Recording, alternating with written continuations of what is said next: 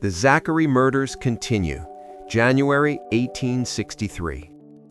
Later, calling the two men to the front of the column, Ferguson inquired about the whereabouts of two other local Unionists, Captain John Morrison and Rufus Doughty. Possibly out of fear of being executed, as Elam had been, they led Ferguson to the nearby Doughty residence. Although Rufus was not home that night, Ferguson unexpectedly discovered other men spending the night at the home, two men he had sworn to kill, both named Peter Allen Zachary. The older of these two men was both the brother of James Allen Zachary and the father of Fount Zachary, both of whom Ferguson had already murdered. Peter Jr. was his nephew, the deceased James Zachary's son. Both men would have undoubtedly killed Ferguson if given the opportunity. Despite Weathered's sensational account of Ferguson slitting both men's throats before they could get up from their beds, Sarah Doughty testified that Ferguson and his men ordered the front door opened before barging in. Peter Jr. raised his pistol and fired on Ferguson, missing his only shot before Ferguson grabbed the pistol and they began to scuffle. Gunshots rang out as Sarah screamed at them not to shoot inside the house. Allen Sr. attempted to make a break for the door, but was gunned down as he crossed the threshold. Freeing himself from Ferguson, Peter Jr. likewise ran for the door as Ferguson held on to his shirt tail, striking at him with something, probably his knife. The fight continued out in the yard. Moses Huddleston later approached the yard at Ferguson's request, watching as Ferguson wiped a bloody knife across Peter Jr.'s chest. In a statement after his trial, Ferguson recalled, "I killed Peter Zachary after one of the most desperate struggles that I ever had in my life. One of my men killed Allen." Upon reaching General John Morgan's camp, Moses and David were taken as prisoners, but immediately paroled and released to their home the following day. Seeking to boast about his recent expedition, Ferguson later visited with an injured Confederate acquaintance and Morgan's brother-in-law, Colonel Basil Duke. Apparently, the colonel had been wounded early in the gunfight the night before and missed most of the action. Ferguson proudly showed him his knife, still covered in dried blood. Duke recalled that the combination of the story and the knife thoroughly nauseated him. Section: Ferguson's notoriety grows. An easy target for pro-Union propagandists, Ferguson's name was gaining significant notoriety in military and political circles throughout early 1863. Union commanders redoubled their efforts, sending scout units into the Highlands in an effort to find and capture Ferguson and his band. Ferguson's private feuds were thus suspended for some time after this, due to his prolonged entanglements with the Federal Army. Historian Brian McKnight offers this assessment to Ferguson and his contemporary John Morgan. To Ferguson, he, along with Morgan and Basil Duke, were three Kentucky expatriates attempting not only to save the state for the Confederacy, but also to defend their homes and families from what they considered foreign aggressors. On a more pragmatic level, the pursuit of wealth and power also drove Ferguson and Morgan. The fact that both men were considered martyrs for the Southern cause during the post-war years helped elevate the level of respect given them and quieted dissenting voices. With the passage of time, however, historians have been more willing to promote evidence over emotion. Ferguson's habit of stealing money, guns, horses, and clothes is well documented. During the first 4 months of 1863, Ferguson's name appears almost absent from any records, with one exception being a letter by J.O. of Lebanon sent to the Louisville Daily Journal. In it, J.O. attributed Ferguson and company to the deaths of 50 citizens of Clinton County after the Union Army had conscripted the majority of fighting-age men into military service, leaving the area defenseless. Over the next 2 years, Ferguson's guerrilla band, which now numbered in the dozens and sometimes in the hundreds, would harass Union forces, occasionally augmenting other Confederate cavalry regiments. As Morgan's command was inevitably hounded north into Ohio, Morgan surrendered his command to Union forces on July 26, 1863, outside the small village of West Point, Ohio. Ferguson appears to have rested in Sparta, Tennessee, during much of the summer months, as the war escalated in the surrounding regions. He is next known to have augmented Confederate Colonel George G. Dibrill's 8th Tennessee Cavalry, and possibly a Confederate command under Colonel John Hughes. Section: The Mumfordville Raid, October 1863. A letter dated October 24, 1863, written by someone identified as MDC, places Ferguson in Greensburg and Mumfordville, Kentucky, during what would become known as the Mumfordville Raid. According to the letter, Ferguson and his band of Southern guerrillas arrived after dark and commenced immediately to rob and pillage. Though they began the raid by breaking into a Union man's house, by the time they left town, they evidently had stolen approximately $14,000 worth of goods and valuables from even Confederate sympathizers. The writer additionally noted that the group stopped to rob private citizens, including one man from whom they took 11 cents, being too chivalrous to insult him by giving it back. A similar raid was conducted in Adair County, with the bandits indiscriminately robbing everyone they could find walking the streets without concern for their partisanship or status. The reporting correspondent stated that slaves were harassed as freely as the son-in-law and Secretary of State of former Governor Beriah Magoffin, a man with well-known Confederate sympathies. Surprisingly, eyewitnesses reported Ferguson as being the most well-behaved of the group. Towards the end of November 1863, Union military leaders continued issuing complaints and requests for additional support in quelling the ongoing guerrilla violence against civilians and the raiding of much-needed supplies in the region. Section: 1864. No quarter given. By this time in the war, guerrilla fighters were well known. While some respected them for their efficiency, they were conversely detested by most senior officers of both the Union and Confederate armies, charged with rooting out these irregular soldiers. With Ferguson being their main target, in February 1864, Federal Colonel William B. Stokes sent word to all known bushwhackers that he would offer no quarter or mercy to these criminals. Oddly, according to historian Brian McKnight, Colonel Stokes was in many ways the anti-Champ Ferguson, having been a supporter of secession prior to the war, but instead chosen to remain loyal to the Union at the onset of the war.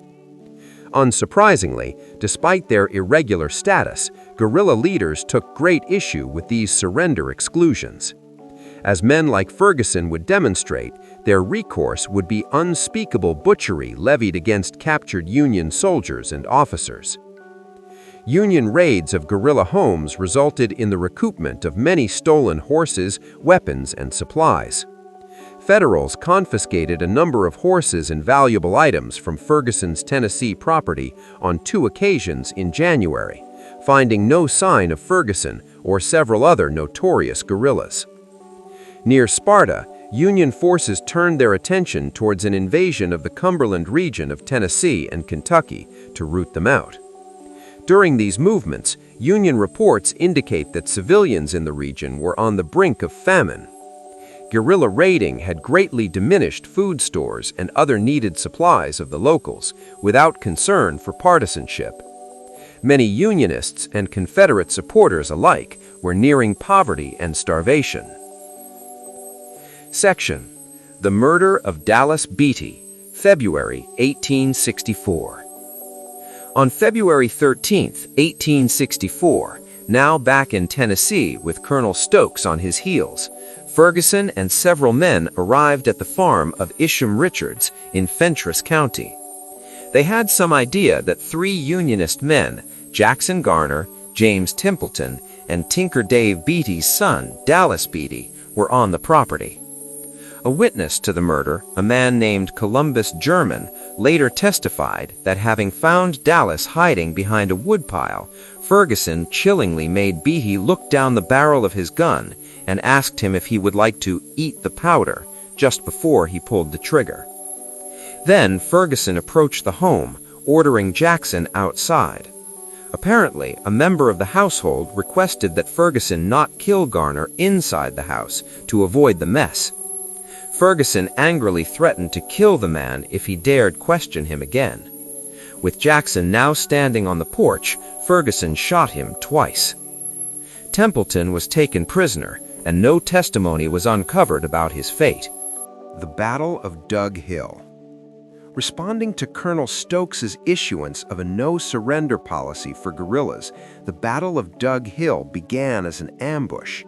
Ferguson and a Confederate force trapped 60 of Stokes's Union men on the road in a steep gorge. Along with gunfire, heavy rocks were thrown down on the men. Some among the survivors reportedly had their throats cut from ear to ear.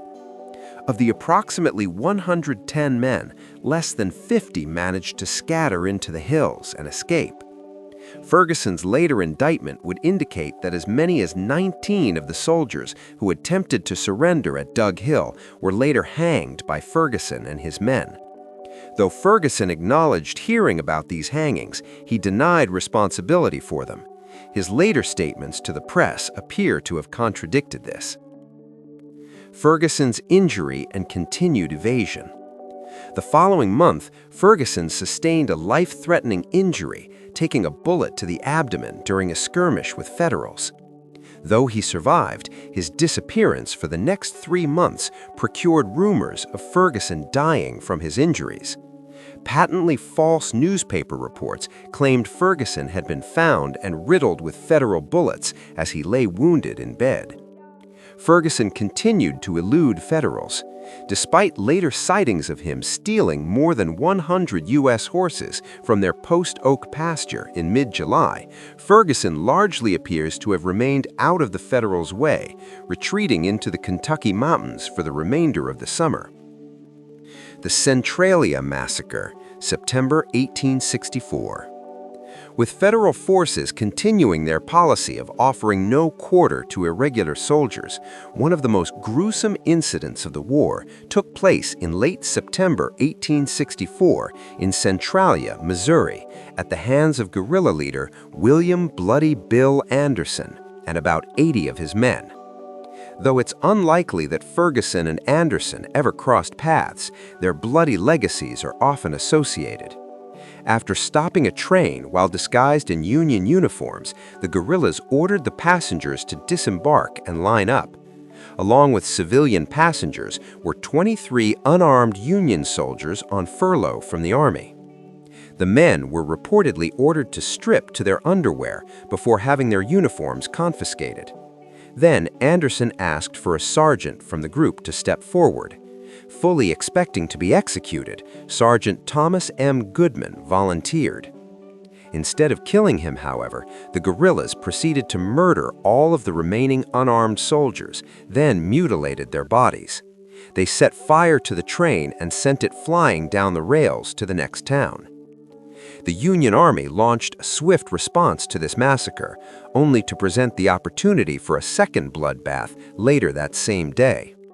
Anderson and his men were met by a mounted regiment of 155 Union soldiers under the command of Major Andrew Johnston.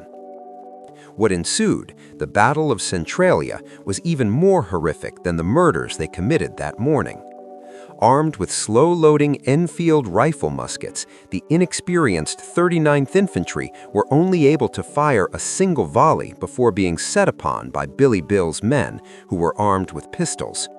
Despite their immediate surrender, Anderson and his men proceeded to mercilessly slaughter all 155 Union soldiers.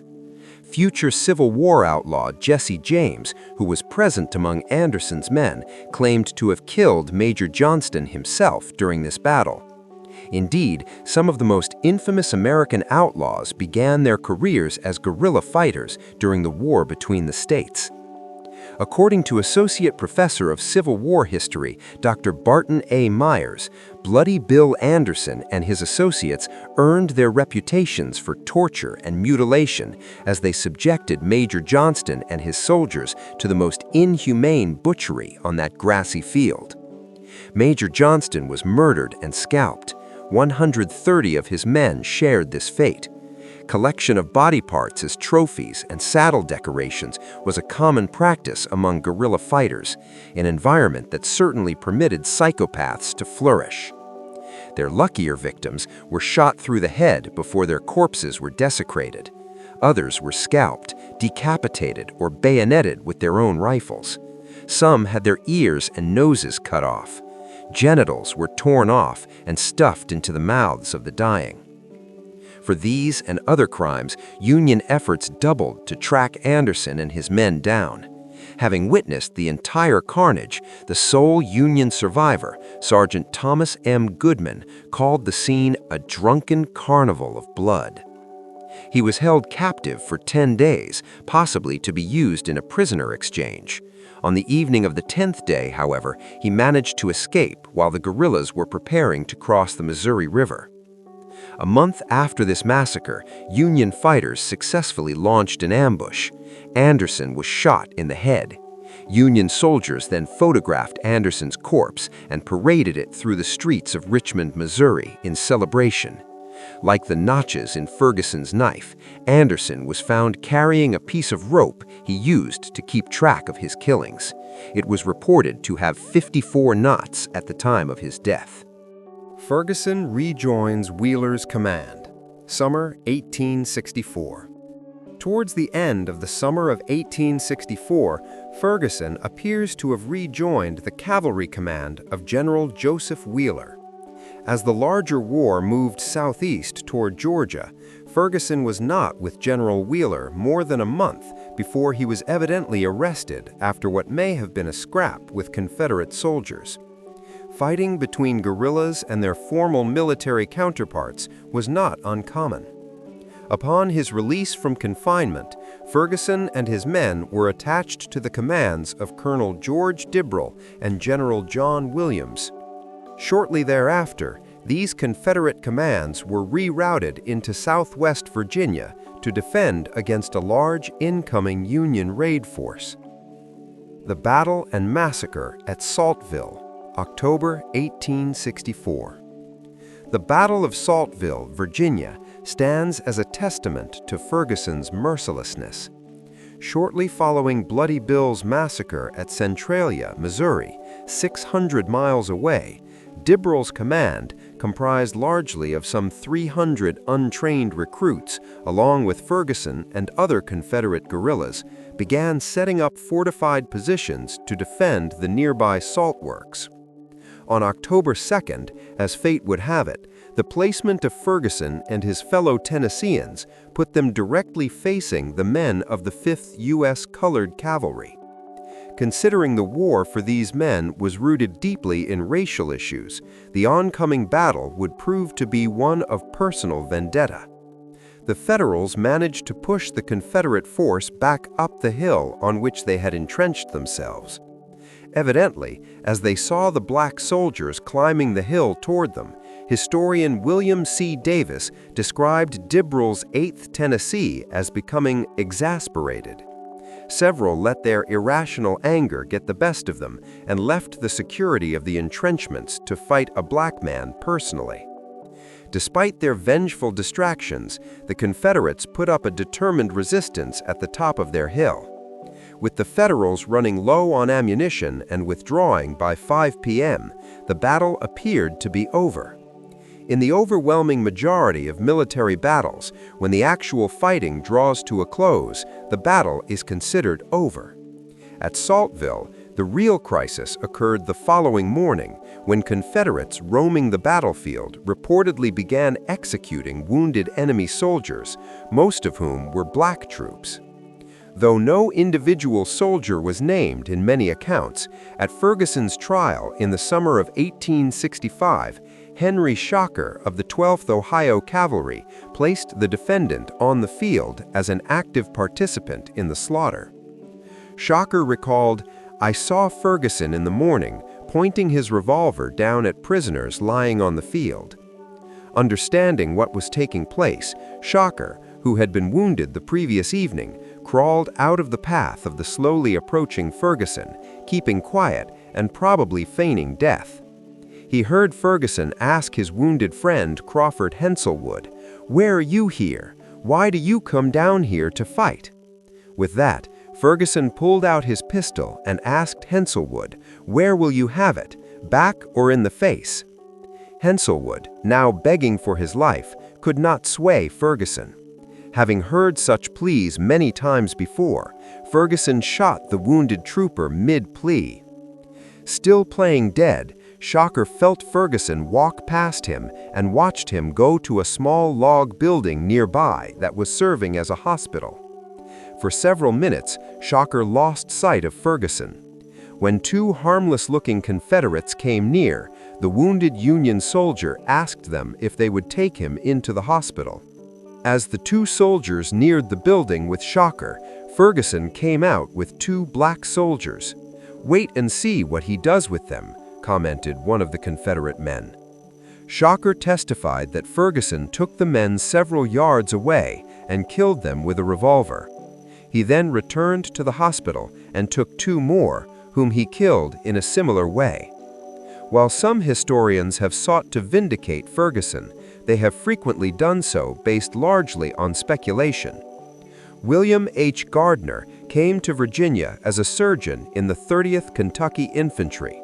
Either captured by the enemy or left behind by his unit to treat wounded Federals, Gardner was inside the hospital doing his job when Ferguson came there with several armed men. The guerrilla then took 5 men, privates, wounded black soldiers, and shot them. The hospital murders at Emory and Henry College. Ferguson, however, was not finished with the Saltville fight. Long after dark, the night of October 7th, 4 days after the battlefield killings, Ferguson and several others ascended the stairs of Wiley Hall on the campus of Emory and Henry College. The building had been converted to a hospital and was now serving those wounded prisoners who had been carried off the field. Orange Sells, a member of the 12th Ohio Cavalry, recalled 3 men burst into his room, with one holding a candle and the others carrying revolvers. They were clearly looking for someone specific. After looking at each prisoner's face, one of the men said, "There's none of them here," and left the room. Within seconds, Sells heard gunfire in the room next door, and a black soldier wrapped in a sheet ran frantically into his room. Apparently still angered by his experience fighting black troops, Ferguson had found 2 wounded black soldiers on the 2nd floor and shot them in their beds. The murder of Lieutenant Elza Smith. If one person could be credited with sending Ferguson to the gallows, it was Elza Smith, a lieutenant in the 13th Kentucky Cavalry. Smith, a relative of Ferguson's first wife, hailed from Clinton County, Kentucky. About 4 p.m. the day after Ferguson came to the hospital and killed 2 black soldiers, he returned with some of his men. Ordinarily, guards would be stationed at each stairwell to prevent escape attempts, but after the previous night's excitement, they were also on the lookout for incoming vigilantes. Attempting to climb one of the stairs, Ferguson was stopped by a Confederate guard. Dr. James B. Murphy, a Tennessean assigned to the hospital at Emory and Henry College, remembered that when the guard told Ferguson and the others they could not go upstairs, the guerrilla replied they would go up the steps in spite of him.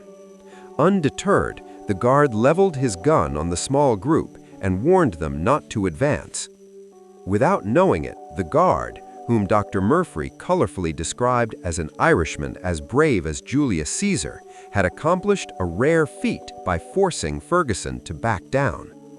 Ferguson, still wanting to go upstairs but unwilling to fight for the chance, changed his tact. Leaving the Irish guard who was watching the stairwell at one end of the building, he and his men walked to the other end, where they ascended a second stairwell over the protestations of a less committed guard. On the third floor, Ferguson found the man for whom he was evidently looking. The badly wounded and perfectly helpless Lieutenant Elza Smith was lying in a bed in a room with 2 other ailing prisoners. Orange Sells, a member of the 12th Ohio Cavalry, recalled Ferguson entered the room with several armed men. Though seriously wounded, Smith recognized Ferguson and asked, "You?" Without a word, Ferguson approached the bed while pulling up a gun with one hand and hitting the breech with the other. Ferguson asked Smith, "Do you see this?" while leveling the weapon on the soldier. Smith begged, "For God's sake, Champ, don't shoot here." Pushing the muzzle of the gun to within a foot of Smith's head, Ferguson pulled the trigger 3 times before it finally fired. Sells watched as Ferguson and another man inspected the wound to make sure it was mortal before they left. He also noted that another intended victim was Captain Christopher Degenfeld, who had spent part of that spring chasing Ferguson and his men out of southern Kentucky. Ferguson reportedly demanded Captain Degenfeld and Colonel Hanson from the hospital authorities, but not knowing the former by sight, passed him without recognition. Before the opportunity returned, the 2 intended victims had been slipped away into another building by the hospital authorities. Ferguson and his men's butchering of wounded men and prisoners after the recent battle, followed by their hospital murders, would go down in history as the Saltville Massacre. Evidently, upon hearing about these atrocities, Confederate General Robert E. Lee himself stated he was much pained to hear of the treatment the black prisoners are reported to have received and agreed entirely in condemning it. Ferguson later denied culpability for any of these killings. However, Brian McKnight concludes that Ferguson's presence on the battlefield as early as the day before has been verified by several different sources who fought on both sides that day, and his activities after the battle are well documented. 1865, the war's final months. Having avenged himself, Ferguson and his command then rejoined General Wheeler, following Union General Sherman's footsteps through Georgia and South Carolina. Around February 1, 1865, Ferguson was ordered back to Wytheville, Virginia.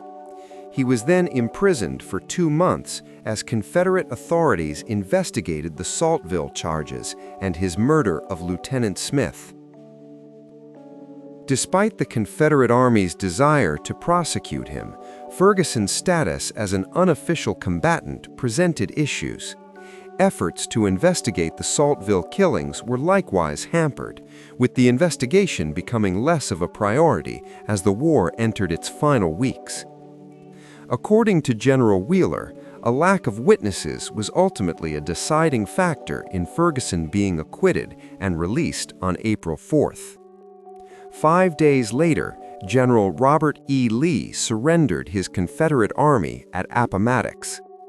The fighting continued for some time, however, in spite of Lee's surrender. Lincoln's assassination took place only another 5 days later. Meanwhile, with some hard riding, Ferguson appears to have abandoned conventional military service.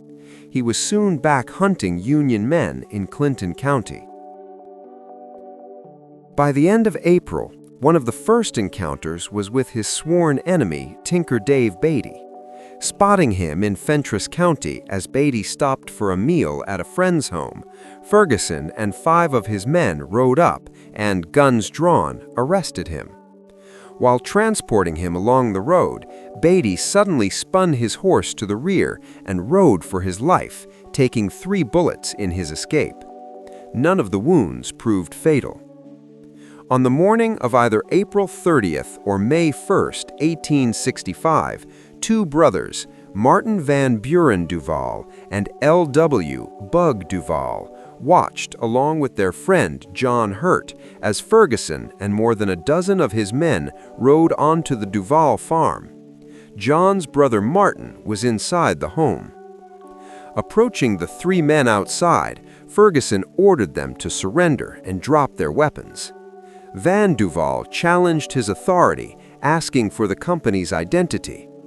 Along with the deceased Alexander Huff, Bugg and Van Duval, along with John Hurt, were also among the group of Unionists who had once captured Ferguson and attempted to force his enlistment into the Federal Army 3 years prior. In response to their defiance, Ferguson leveled his pistol and fired. His shot missed. Van and John then returned fire as Ferguson rode away to call his men for support. Bugg was unarmed and fled down a nearby creek, while Van and John ran up a small hill to take a defensive position. Though Bugg was captured, Ferguson surprisingly instructed his men not to hurt him. Ferguson then turned his attention toward the other 2 men. He later returned, politely asking Bugg the names of the men he had just killed yonder. One of Duval's sisters began berating the guerrilla as he reached the house. Ferguson defended his actions by replying, "They started it with me." Ferguson and his men then left the farm, taking a few animals from the stable and leaving the family to find and collect the 2 men's bodies. Considering he allowed Bugg to keep his life following this encounter, it's speculated that if not for Bugg's simply being unarmed, revenge against these men may have been only part of Ferguson's motive. In any case, these were the last known killings that Ferguson was known to have committed before his surrender. Surrender and arrest, May 1865. By the first week of May, federal authorities were rounding up guerrilla commands in the Cumberland Mountains. Many were offered paroles for even their unofficial Confederate service, but federal commanders had a more loathsome opinion of Ferguson and his command, who had yet to surrender. On May 23, 1865, after negotiating with Colonel Blackburn, Ferguson and his men surrendered under the same terms given to Generals Lee and Johnston. They were released under verbal parole and returned to their homes. What Ferguson did not realize before meeting with Blackburn was that the federal government had singled him out. Upon meeting Ferguson, Colonel Blackburn informed him that a number of previous dispatches had ordered that any attempt by him to surrender should be refused.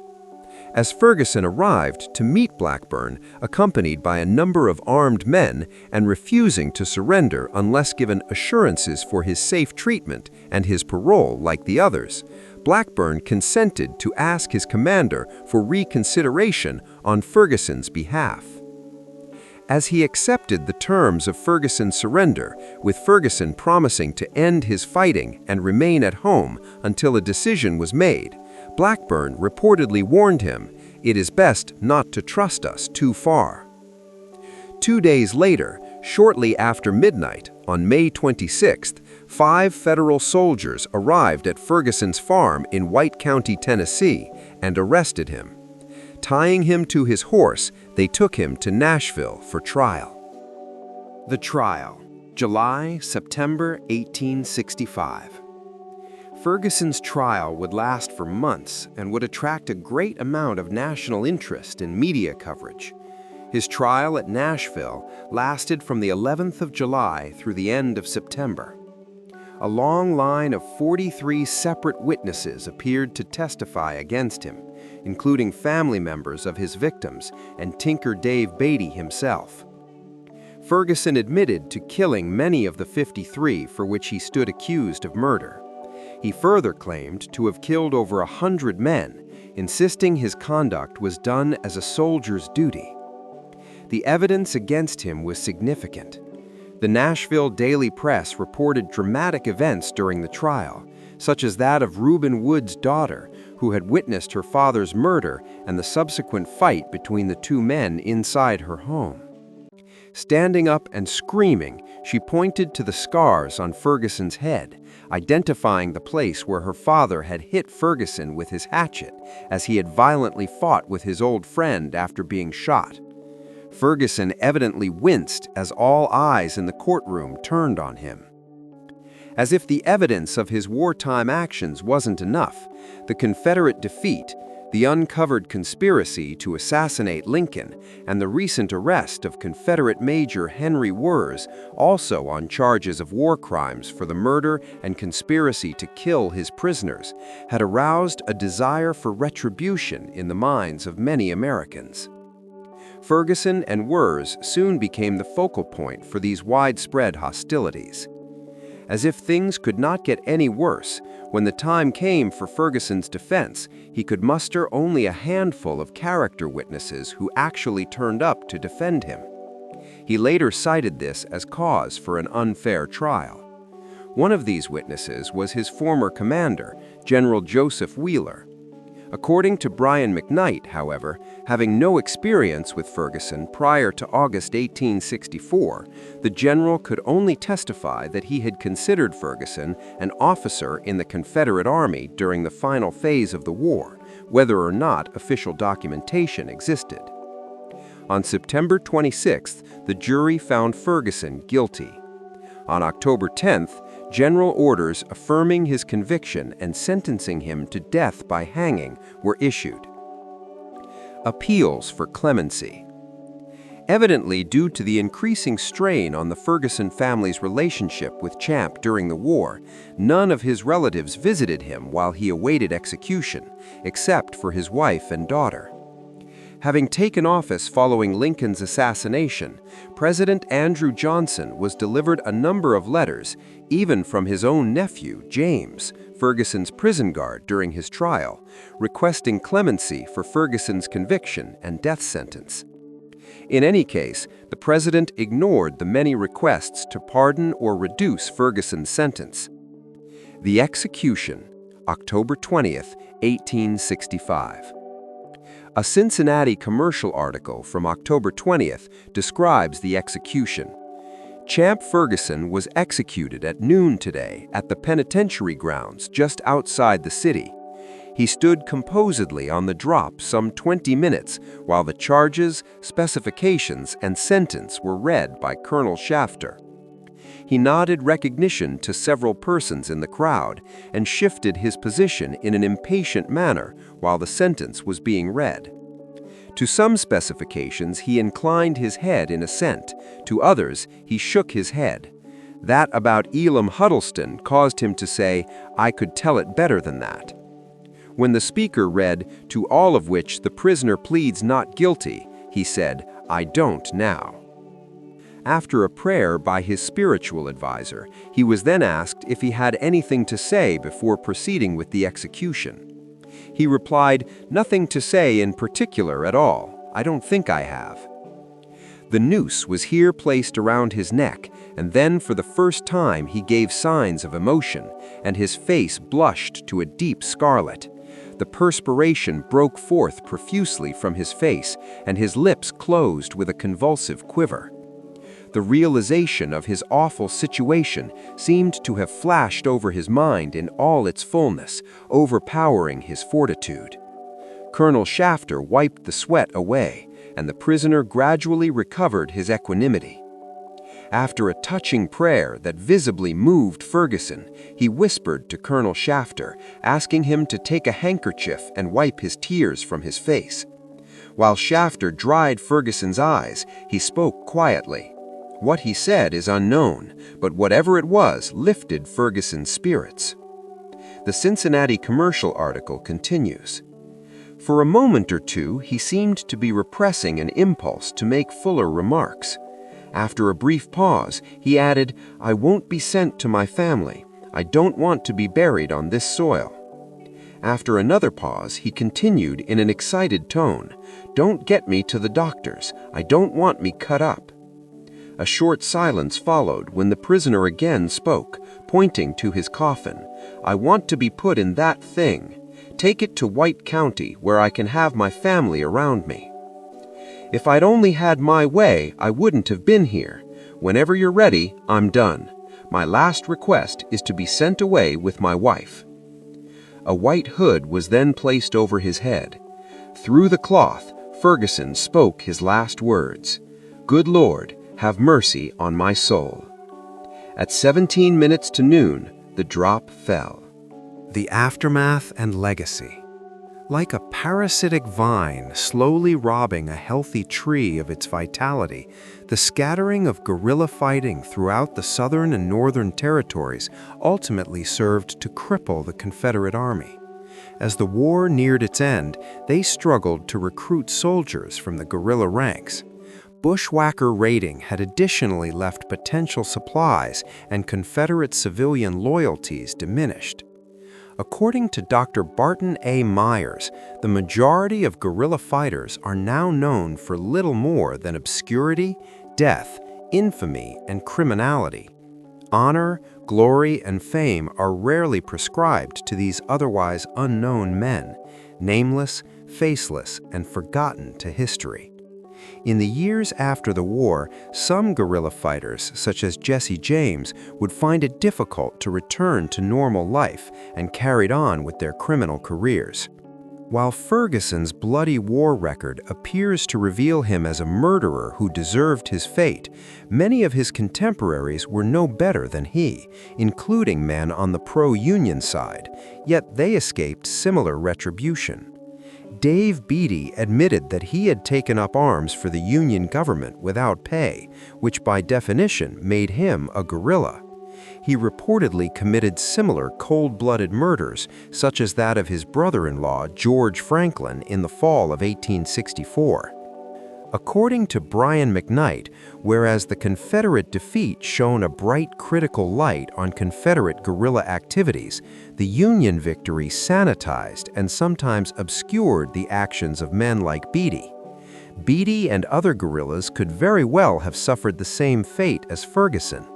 Clearly, a double standard was being applied when pro-Union newspapers in Nashville covered the Ferguson trial, referring to the defendant as the monstrous criminal and Beaty as the celebrated Union scout. To Champ Ferguson, the world was a simple place consisting of either friends or enemies. The former was to be protected, and the latter to be eliminated at the first opportunity. To his end, he defended his actions as essential to his own survival. But was Ferguson's execution everything it appeared to be? The conspiracy theory. The book Champ Ferguson, Confederate Guerrilla was published in 1942, authored by World War II Navy veteran Thurman Sensing. In the 1994 reprinted version, Sensing's son addresses some lingering questions in the book's afterword, questions that create a potential mystery surrounding Ferguson's execution. He writes, "I thought I had found Champ back in 1941 when my father and I went looking for him in that old graveyard on the Calf Killer. Maybe I was wrong. According to a story I read in the Cookeville Herald-Citizen, there was a conspiracy between Champ and the military. The theory is that the military felt that Champ should not be hanged because many others as guilty had been paroled. The story is that the military enclosed the undersection of the scaffold and that a ring of soldiers completely encircled it. When the hangman cut the rope and Champ dropped through the trap door, they quickly untied the loose knot and placed Champ in the casket, alive. The casket was then placed on a waiting wagon, which Champ's wife and daughter drove out of town. When they were out of Nashville, Champ climbed out of the casket, and the three rode to Indian Territory in Oklahoma, where they took new names and took up farming and ranching for a living. It's an interesting story, but if it's true, who is buried in the grave I found marked Captain C.Y. Ferguson, with the name being misspelled on the headstone?